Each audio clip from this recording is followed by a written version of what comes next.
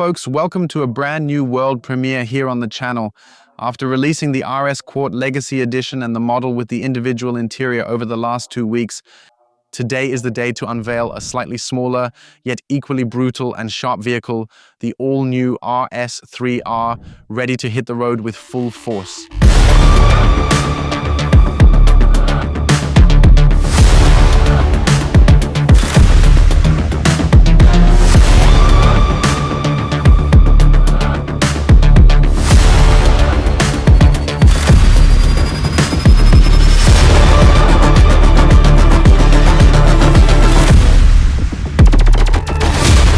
Which we have here for you today, available in both a sedan version and as a sportback model. The entire model is, of course, based on the facelifted RS3 and has, let's say, naturally received a fresh look and feel at the front, along with a completely redesigned kit from us. And I'm very, very happy to be able to present this to you today. I think the cars that we have here, both of them, look absolutely stunning with the 2 color combinations that match really well. On one side, we have Kimura Gray here. I know it looks more like a blue, but it's a very, very beautiful shade. I can really recommend it. I think it's amazing. And there's Ascari Blue for the sportback.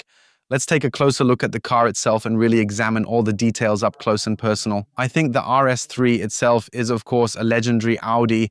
It's incredibly popular, particularly thanks to that fantastic 5-cylinder engine sitting under the hood. I'll talk about the performance specs in a moment. For now, we can already say this much. That's a whole lot, and it's genuinely, truly exciting. The RS3R was, in fact, a real and undeniable success story for us.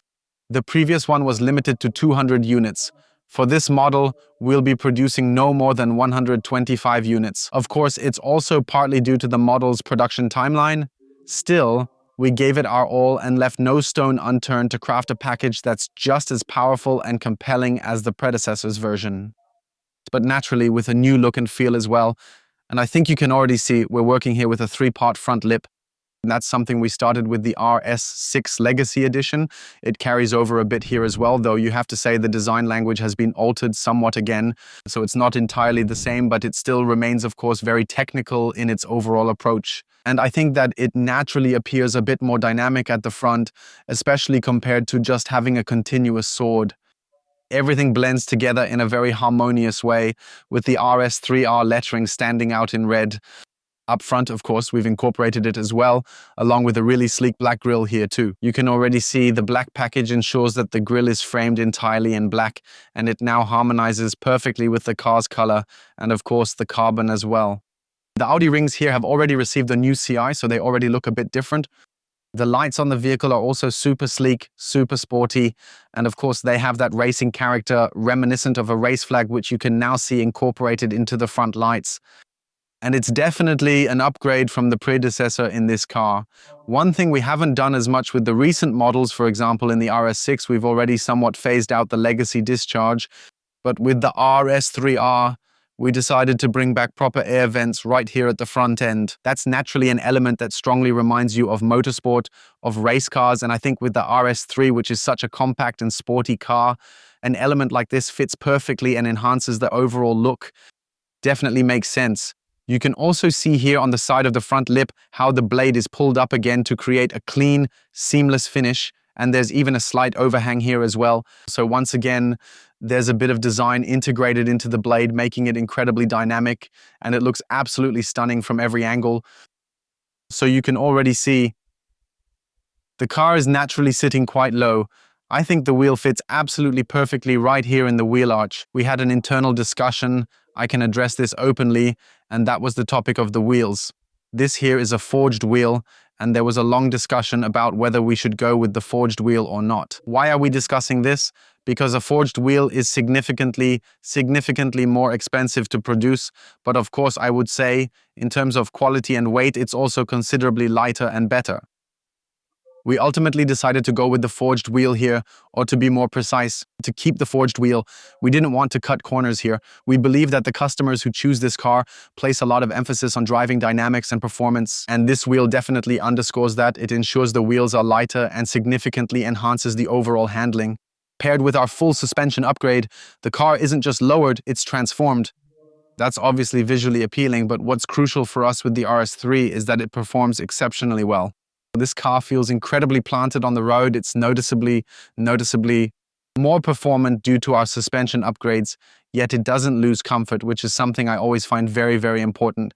So with this car, you can really have a blast. I also still find this wheel design absolutely stunning. We genuinely decided to keep it because the feedback from the community back then was overwhelmingly positive, and I believe you don't always have to reinvent the wheel, pun totally intended. Let's keep the conversation going, everyone. We've added carbon mirror caps. Overall, the RS3 here on the side looks incredibly dynamic and absolutely stunningly beautiful. The whole thing is set off a bit here with a small, non-functional vent-like opening, but it looks visually, of course, as if there's another air vent sort of thing here. Here you can see the side skirts are black, contrasting with the car's color. So incredibly beautiful. Personally, I have to say, I think the RS3 sedan is absolutely fantastic and stunning. And even though I'm aware that the majority of people tend to lean towards the Sportback, I'm personally all about the sedan. It's something I genuinely love and think is absolutely fantastic. I also think this color is awesome. It's really fun.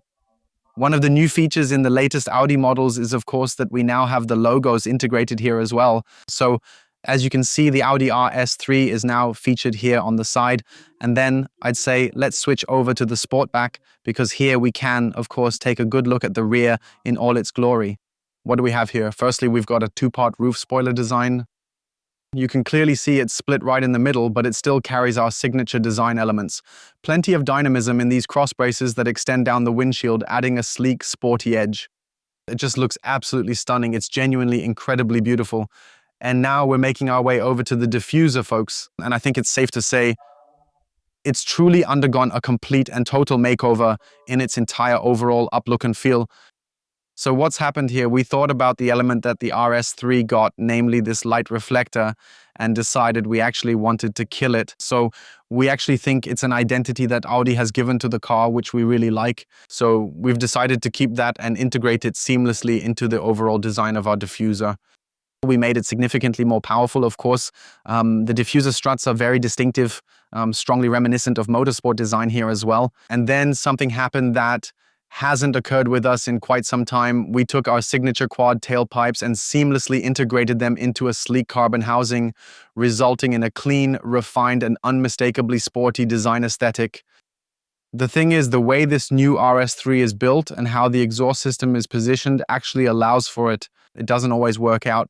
If the exhaust system sits too low, you can't always nail the design aspect as perfectly as you'd want. Here, though, we were given this opportunity and really took full advantage of it, and I have to say, I think it's genuinely really cool. I absolutely love it. Also, the way the entire setup is so seamlessly integrated into the carbon material here.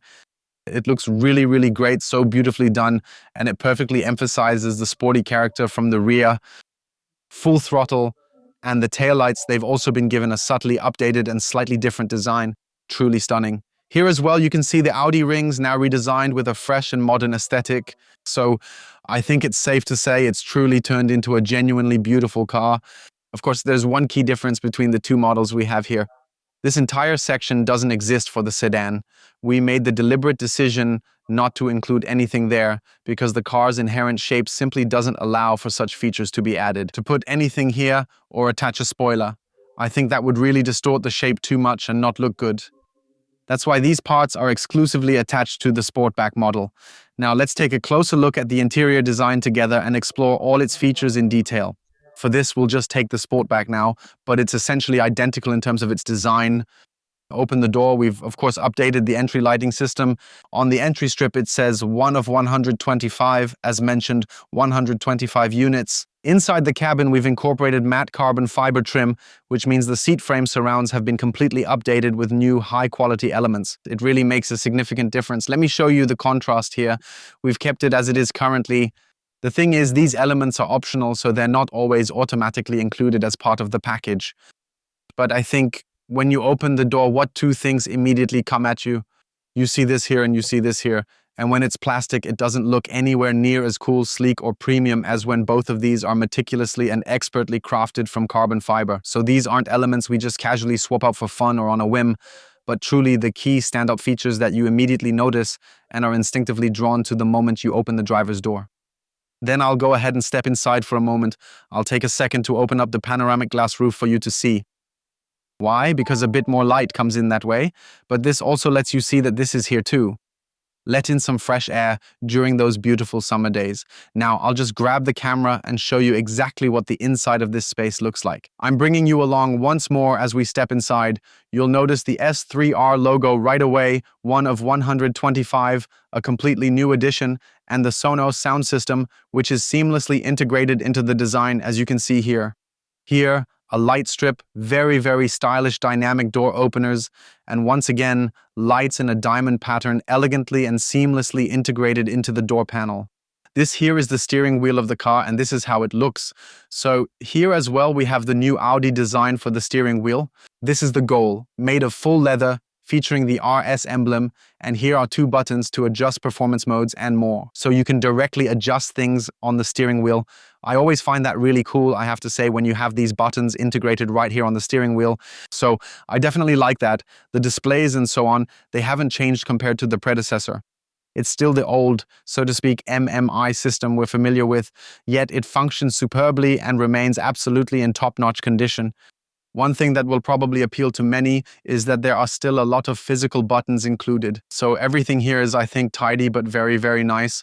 Then, of course, there are the air vents we have here, which also kind of have a Lamborghini-style vibe to them. And then we have our defensive logo incorporated here as well.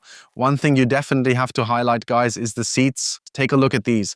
In this case, we've got the sport bucket seats integrated right here inside. They're absolutely stunning, with great stitching and a sleek, truly fantastic design. They're sporty and provide excellent support, which is obviously crucial here with the cheeks, but they still manage to be incredibly comfortable. And I truly believe it's crucial that you're not sitting in overly rigid hard shells, because no one wants that kind of RS3 rattling.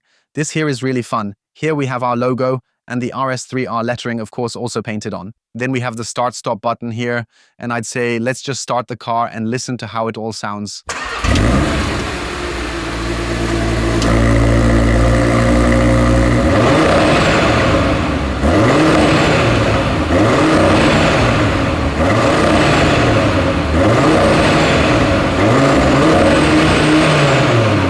So you can already see, folks, 5 cylinders, it's just pure enjoyment. It remains an absolute dream engine, and now we'll take a quick moment to check it all out together in a little more detail. Beautifully integrated, as you can see, we of course have our additional control unit in place. Here we have a power R stage, which means we're now at 510 horsepower. That's 10 more than the previous RS3R model had. So it's really a substantial leap forward. This thing runs like hell, and it's an absolute blast to drive, seriously, no doubt. 0 to 100 improved from 3.8 to 3.3, so you're definitely behind the wheel of a truly high-performance car now.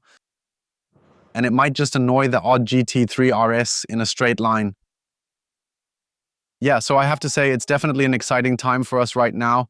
Lots of new models, even if they're, in quotation marks, just facelifts. But I think you can already see that we've really made an effort to tackle a lot of new things and haven't just settled for relying on what already exists.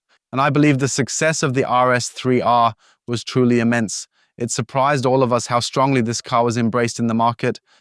And accordingly, I'm naturally thrilled if we can really hit it off strong once again this year. We're definitely going to do a driving video together again, so subscribe to the channel if you haven't already. And otherwise, thank you for watching. Leave a like and feel free to comment your thoughts. Until next time, ciao.